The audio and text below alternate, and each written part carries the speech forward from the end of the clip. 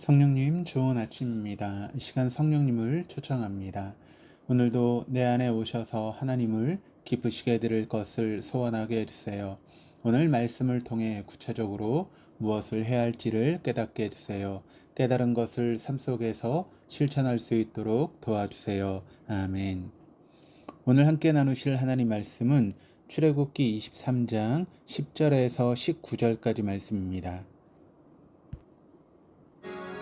너는 6해 동안은 너희 땅에 파종하여 그 소산을 거두고 7째 해에는 갈지 말고 묵혀두어서 내 백성의 가난한 자들이 먹게 하라. 그 남은 것은 들짐승이 먹으리라. 내 포도원과 감람원도 그리할지니라. 너는 6해 동안에 내 일을 하고 7째 날에는 쉬라. 내 소와 나귀가 쉴 것이며 내 여종의 자식과 나그네가 숨을 돌리리라. 내가 네게 이른 모든 일을 삼가 지키고 다른 신들의 이름은 부르지도 말며 내 입에서 들리게도 하지 말지니라. 너는 매년 3번 내게 절기를 지킬지니라. 너는 무교봉의 절기를 지키라. 내가 네게 명령한 대로 아비롤에 정한 때에 1해 동안 무교봉을 먹을지니 이는 그달에 네가 애굽에서 나왔음이라. 빈손으로 내 앞에 나오지 말지니라. 맥주를 지키라. 이런 내가 수고하여 밭에 뿌린 것의 첫 열매를 거두니라. 수장절을 지키라. 이런 내가 수고하여 이룬 것을 연말에 밭에서부터 거두어 저장함이니라. 내 모든 남자는 매년 3번씩 주 여호와께 보일지니라. 너는 내 제물의 피를 유교병과 함께 드리지 말며 내 절기 제물의 기름을 아침까지 남겨두지 말지니라. 내 토지에서 처음 거둔 열매의 가장 좋은 것을 가져다가 너희 하나님 여호와의 전에 드릴지니라. 너는 염소 새끼를 거미의 젖으로 삼지 말지니라. 오늘 본문의 말씀은 안식년과 안식일에 관한 법, 그리고 매년 지켜야 되는 3가지 절기에 관한 법입니다. 이러한 법들은 하나님께서 모두에게 쉼과 안식을 주시며 이스라엘 백성들이 늘 하나님의 은혜를 깨닫고 감사하게 하려고 하는 의도에서 주어졌습니다. 10절 11절입니다. 너는 6해 동안은 너희 땅에 파종하여 그 소산을 거두고 7째 해에는 갈지 말고 묵혀두어서 내 백성의 가난한 자들이 먹게 하라. 그 남은 것은 들짐승이 먹으리라. 내 포도원과 감람원도 그리할지니라. 하나님은 6해 동안은 땅에 씨를 뿌리고 그 소출을 거두어들이라고 말씀하셨습니다. 하지만 7째 되는 해에는 땅을 놀리고 묵혀서 백성 가운데 가난한 이들이 먹게 하고 거기에서 남은 것들은 들짐승들이 먹게 하라고 말씀하십니다. 또한 6해 동안만 일을 하고 7째 날에는 쉬어서 자신에게 속한 소와 나귀뿐만 아니라 여종의 아들과 나그네도 숨을 돌리게 하라고 말씀하십니다. 출애굽기 20장 11절에 나오는 십계명의 안식일 계명은 하나님께서 천지 창조 사역을 마치고 안식하신 사건에 근거하여 제시되었다면, 오늘 출애굽기 23장의 안식년과 안식일에 관한 규정은 사회적인 약자와 들짐승의 생존, 그리고 가축들과 나그네의 돌봄에 근거하여 요구하고 있습니다. 따라서 십계명의 안식일 계명이 신학적인 이유라고 한다면, 오늘 본문의 안식일 규정은 사회학적인 이유가 근거라고 할 수 있습니다. 제7년째 되는 해에 저절로 자라나는 농작물은 가난한 자들, 즉 농작지를 소유하고 있지 못한 자들이 먹도록 하고, 그들이 먹고 남긴 것들은 들짐승, 즉 가축이 아닌 들판의 짐승들이 먹도록 내버려 두어야 합니다. 포도원과 감람원도 7째 해에는 가지를 치지도 않고 보하지도 않으며 수확하지도 않은 채 그대로 두어야만 합니다. 그 열매들은 가난한 자들과 야생동물의 먹을거리가 되기 때문입니다. 안식일에는 자신도 안식하고 자신에게 속한 모든 가축들도 쉬게 하고 자신에게 속한 사람들도 모두 쉼을 누리도록 해야만 합니다. 12절입니다. 너는 6해 동안에 내 일을 하고 7째 날에는 쉬라. 내 소와 나귀가 쉴 것이며 내 여종의 자식과 나그네가 숨을 돌리리라. 12절에서 쉬라, 쉴 것이다, 숨을 돌리다 라고 하는 히브리어 동사가 각각 다르게 사용되고 있습니다.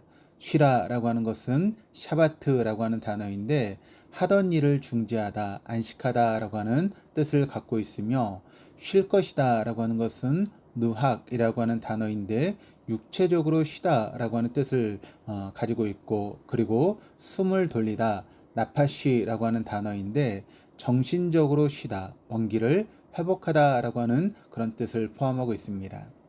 즉, 일곱째 날은 본인이 평소에 하던 일로부터 완전히 해방되어 안식하는 날입니다. 그리고 자신에게 속한 가축들도 육체적으로 쉬게 하고 또 자신에게 속된 사람들도 쉬게 하여서 원기를 회복할 수 있도록 의무적으로 배려하는 날입니다. 13절입니다.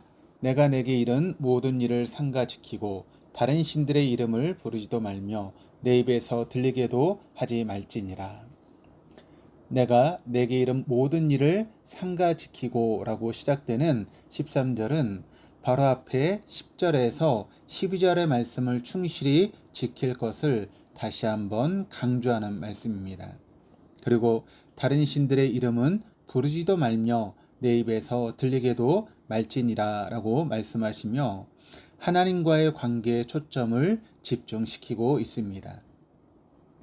여기에서 우상숭배에 대한 이야기를 하고 있는 것은 출애굽기 32장에 나오는 금송아지 사건을 평가할 수 있는 배경과 근거를 마련하기 위함이다라고 볼 수 있습니다.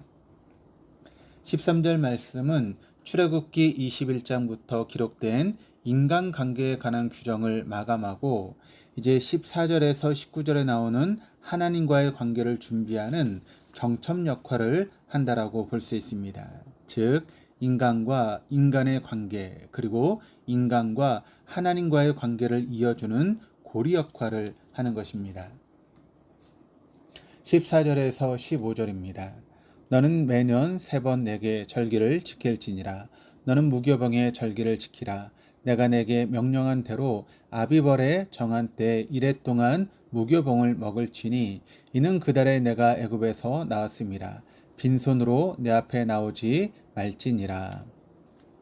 14절에서 19절은 이스라엘 남자들이 1년에 3차례 성소에 가서 하나님께 드려야 될 3가지 절기에 대해 말합니다.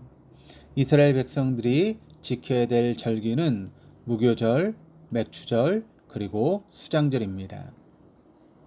먼저 무교절은 보리가 막 나기 시작할 무렵인 봄에 드리는 보리 수확의 축제라고 할 수 있습니다. 이때는 7일 동안 누룩을 넣지 않고 처음 수확한 보리로 만든 빵을 먹으면서 하나님께 주신 곡식, 원래 상태의 맛을 봅니다. 이스라엘 백성들은 이 축제를 통해 핵곡식을 거두어 드리는 것이 저절로 된 일이 아니라 하나님의 은혜임을 깨닫고 감사의 고백을 하는 시간을 갖게 됩니다. 16절에서 17절입니다. 맥추절을 지키라. 이는 내가 수고하여 밭에 뿌린 것에 첫 열매를 거둠이니라. 수장절을 지키라. 이는 내가 수고하여 이룬 것을 연말에 밭에서부터 거두어 저장함이니라. 내 모든 남자는 매년 3번씩 주 여호와께 보일지니라. 두 번째 절기인 맥추절은 히브리어로 수확의 절기를 뜻하며 무교절 절기와 관련이 있습니다. 무교절 후에 익은 보리나 밀 같은 밭곡식의 수확에 대해서 감사드리는 절기이기 때문입니다. 맥추절은 첫 곡식을 거두고 나서 7주에 오는 절기이기 때문에 칠칠절이라고도 부르기도 합니다. 그리고 수장절은 초막절이라고도 불리며 히브리어로 한 해 끝에 거두어 들인 것을 기뻐하고 감사하는 잔치라고 하는 뜻입니다. 한 해의 끝이라고 하는 것은 이스라엘은 가을을 한 해의 시작으로 간주하였기에 나온 표현입니다. 이 절기는 주로 포도와 올리브를 추수하며 감사하는 과일 수확의 축제입니다. 맥추절이 밭곡식의 추수를 지키는 절기라면 수장절은 박과일의 추수를 지키는 절기입니다. 이 세 가지 절기들은 이스라엘 백성의 생활에서 일어나는 일들과 관련이 있습니다. 최초의 수확인 보리를 수확하는 일은 무교절과 이후 7주의 다른 곡물을 수확하는 일은 맥추절과 그리고 가을의 모든 농작물을 마지막으로 거둬들인 일은 수장절과 관련이 있습니다. 따라서 이스라엘의 연중 3대 절기는 원래 추수와 관련된 절기입니다. 그런데 이러한 절기들은 나중에 하나님께서 이스라엘의 역사 가운데 행하신 바들을 기억하는 사건들과 연결되었습니다. 보리 거지를 시작할 때 출애굽을 기억하면서 무교절과 더불어 유월절을 지켰습니다. 그리고 7주 뒤에 밀 거지를 마무리할 때 율법 받은 것을 기억하면서 칠칠절을 지켰으며 가을에는 이스라엘이 광야에서 보호받은 것을 기억하면서 과일, 포도, 수확의 명절인 수장절을 지켰습니다. 18절에서 19절입니다. 너는 내 제물의 피를 유교번과 함께 드리지 말며 내 절기 제물의 기름을 아침까지 남겨두지 말지니라. 내 토지에서 처음 거둔 열매에 가장 좋은 것을 가져다가 너의 하나님 여호와의 전에 드릴지니라. 너는 염소 새끼를 그 어머니의 젖으로 삼지 말지니라. 18절 19절은 희생 제사 때에 유의할 규정을 몇 가지 첨부합니다. 희생 제물의 피를 누룩과 혼합하는 것을 금하고 희생 제물의 기름은 다음 날까지 보관하는 것을 금했습니다. 누룩은 희생 제물의 피와 섞이면 불결해지는 것으로 여겼으며 기름은 오직 여호와만을 위한 것으로 신속히 드려져야 했습니다. 그리고 염소 새끼를 그 어머니의 젖으로 삼지 말지니라 라고 하는 그런 규정은 어떤 의미인지 사실 정확하지는 않습니다. 학자들은 가난적인 종교적 풍습 등으로 설명하는 경우가 많으며 이런 이방인의 관습을 어미와 새끼의 관계를 깨트리는 것으로 여깁니다. 이 규례로 인해서 유대인들은 우유와 고기를 섞어서 먹지 않고 꼭 구별하여 요리합니다. 오늘 말씀을 정리하도록 하겠습니다. 안식년과 안식일에 관한 법을 통해서 우리가 분명하게 알 수 있는 것은 하나님께서는 우리들이 열심히 산다는 그런 이유로 일주일 내내 일을 하며 사는 것을 결코 원하지 않으십니다. 6일 동안 최선을 다해 열심히 일하고 7일째에는 평안하게 쉼을 누리며 안식하기를 원하십니다. 하나님께서는 우리를 누구보다 사랑하시기에 스스로 학대하는 삶을 사는 것을 원하시지 않습니다. 그리고 나 자신뿐만 아니라 주변의 사람들이 나로 인해서 쉬지 못하고 있다면 그들에게 먼저 손을 내밀어 그들이 충분히 쉴 수 있도록 배려해 줄 수 있어야겠습니다. 그리고 매년 지켜야 되는 세 가지 절기를 통해서 우리가 늘 하나님의 은혜를 묵상하며 감사하는 삶을 살아야 함을 알 수 있습니다. 우리들은 우리가 남을 도와준 것은 잘 잊지 않아도 도움을 받았던 것은 쉽게 잊어버릴 때가 많습니다. 하나님과의 관계 속에서도 하나님께 감사할 수 있는 일들이 너무나 많습니다. 그러나 지금의 삶이 너무나 익숙해져서 당연하게 생각하고 감사를 모르는 삶을 살아가는 경우들도 많습니다. 이제 우리들은 주님께서 우리에게 손 내밀어 주셔서 받은 은혜들을 항상 기억할 수 있어야겠습니다. 그리고 삶의 자리에서 주변 사람들에게 먼저 손을 내미는 삶을 살아갈 수 있는 우리들이 되기를 주님의 이름으로 축복합니다. 기도하시겠습니다. 하나님 아버지, 우리를 하나님의 아버지의 종이 아니라 하나님의 자녀로 삼아주심을 감사드립니다. 그러나 하나님께서 우리에게 참 많은 은혜들을 주셨지만 그 은혜를 망각하고 살아갈 때가 많았음을 고백합니다.